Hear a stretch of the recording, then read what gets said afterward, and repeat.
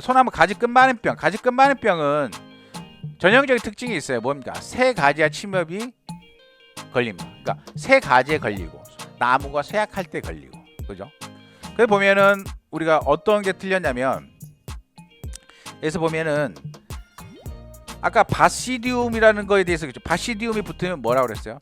바시디움 붙으면 담자균입니다. 담자균, 그죠? 우리가 주로 담자균에 바시디움이라는 항명이 붙어요.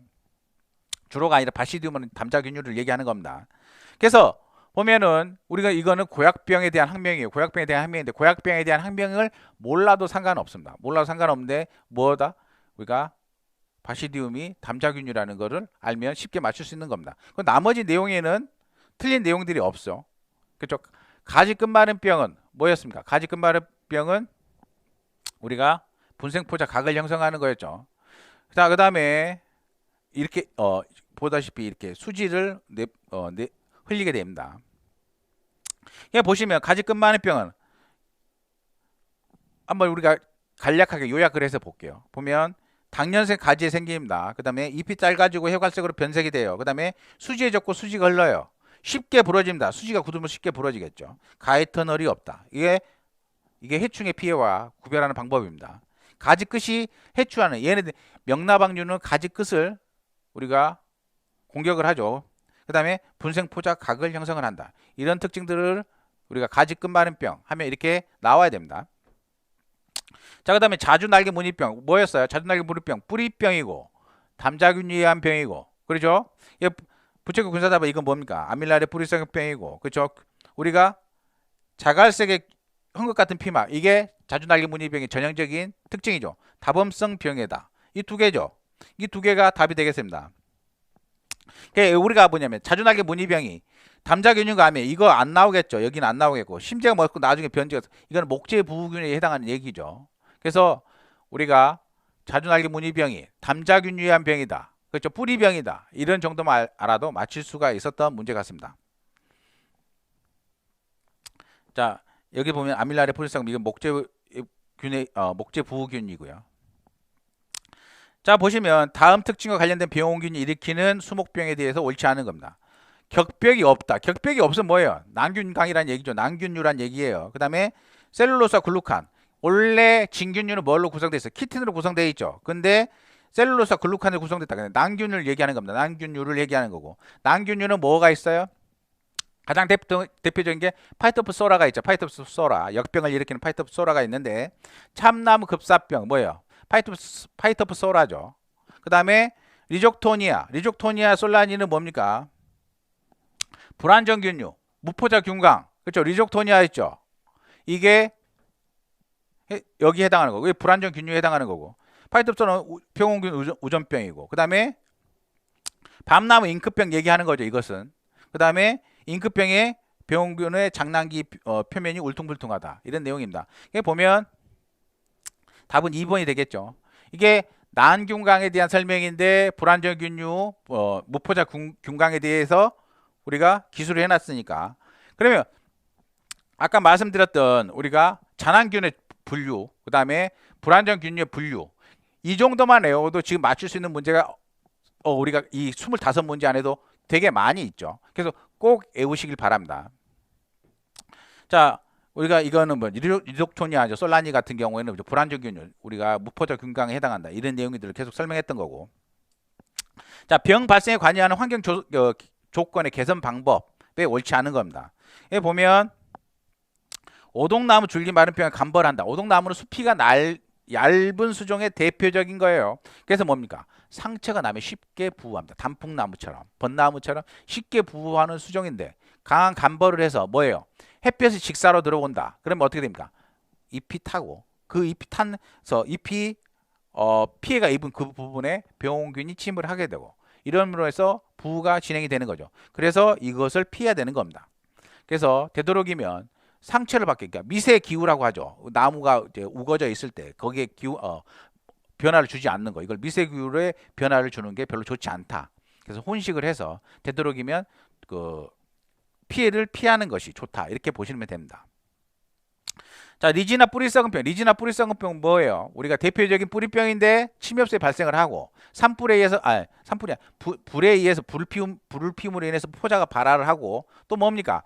산성이 토양에서 발생을 하고 그다음에 잔황균류죠. 제일 중요한 건 잔황균류에 의해서 발생을 합니다. 보시면 우리가 담자포자 이게 잔황균에 의해서 발생한다고 그랬죠. 그래서 이거 일단 틀렸죠. 그다음에 뭡니까? 잔뿌리에서 발생하고 원래 그렇게 되죠. 뿌리병은 원래 잔뿌리에서 발생하고 굵은 뿌리 이상하고 산성토양에서 발생이 심하고 석회로 토양을 중화시키면 발병이 감소하죠. 이거 맞는 얘기죠. 그다음에 피층이나 물간부로 침입합니까? 체간부 수지의 체간부로 침입해서 체간부에 침입해서 수지를 우리가 가득 채우게 되는 이 특징 갖고 있죠. 그래서 기엇과 디귿은 틀린 말이고요. 니은과 디귿 3번이 맞겠네요. 그래서 이런 특징을 가지고 있습니다. 자, 25번 뿌리썩이 선충이다. 뿌리썩이 선충은 우리가 선충류에 대해서도 꼭 알고 계셔야 되는 게 분류예요. 분류. 우리가 보면 성충은 감염된 뿌리 내에 산란을 한다. 선충은 그러겠죠. 그 다음에 멜로이 도군에 멜로이 도군에는 고착성 내부 기생성 선충이다. 이게 멜로이 도군에는 이동성 내부 기생성 이동성입니다. 이동성 내부 기생성 선충입니다. 그래서 아예 그 뿌리 안에서만 사는 선충이 있고 왔다 갔다 뿌리 안에서도 살다가 아니면 토양으로도 옮겼다 이렇게 하는 선충이 그 이동성 내부 기생성과 그다음에 고착성 내부 기생성 두 가지로 나뉘는 거예요. 그래서 보면 멜로이 도군에는 이동성입니다. 이동성. 자, 보시면 선충을 이렇게 보시면 꼭 기억하셔야 될 게 고착성 내부 기생성 선충은 어떤 게 있냐? 우리가 알고 있는 뿌리혹 선충 멜로이 도군에입니다. 이게 멜로이 도군에를 얘기를 하는 거예요. 그다음에 시스트 선충. 자, 보시면 헤테로데라, 그러니까 이렇게 같이 오셔야 돼요. 뿌리혹 선충은 멜로이 도군에고요. 시스트 선충은 헤테로데라입니다. 헤테로데라고. 그다음에 감귤 선충, 틸렌출루스입니다. 죄송합니다. 이게 출루스가 맞습니다. 감귤 선충은 틸렌출루스입니다. 그래서 보면 고착성 기생 선충은 뿌리역 선충, 시스트 선충, 감귤 선충이 있는데 헤테로데라, 그다음에 틸렌추스까지 같이 기억하시고요. 이동성 내부 기생 선충은 뭐가 있냐면 우리가 프라틸렌추스하고 로도플루스, 그다음에 히드시메넬라 선충까지 이렇게 세 가지가 좀 더 대개 나오면 이 두 가지가 나옵니다. 이건 잘 그렇게 나오진 않는데 우리가 프라틸렌추스하고 로도플루스하고 이 두 가지 속이 자주 이제 만약에 나오게 되면 나오게 되는데 그래 보면 선충은 고착성이 있고 이동성 두 가지가 있다. 그러면 고착성에는 뭡니까? 뿌리혹 선충, 시스트 선충, 감귤 선충 이 세 가지가 있고 이동성에는 뭡니까? 우리가 뿌리썩이 선충 종류의 프라틸렌추스하고 로도플루스 이렇게 있다라는 거 꼭 아셔야 되고 이거는 뿌리썩이 선충이에요. 이 세 가지는 뿌리썩이 선충이고 다음 외부 기생 지금까지 내부 기생성 선충이었는데 이제는 외부 기생성 선충 뭐가 있냐면 토막뿌리병, 참선충목 이렇게 두 가지가 있는 거예요. 이 두 가지가 외부 기생성이라는 얘기입니다. 뭐 이렇게까지 중요하게 다루진 않는데 여기서 보면은 우리가 외부 기생성과 내부 기생성이 있는데 내부 기생성은 고착성과 이동성이 두 가지가 있다. 이렇게 해서 꼭 기억하시고요. 이게 보시면 우리가 병리학이 사실 어려운 부분이에요. 어려운 과목이기도 하고요. 근데 뭐냐면 이렇게 해서 선충류는 이동성과 고착성과 그다음에 죄송합니다.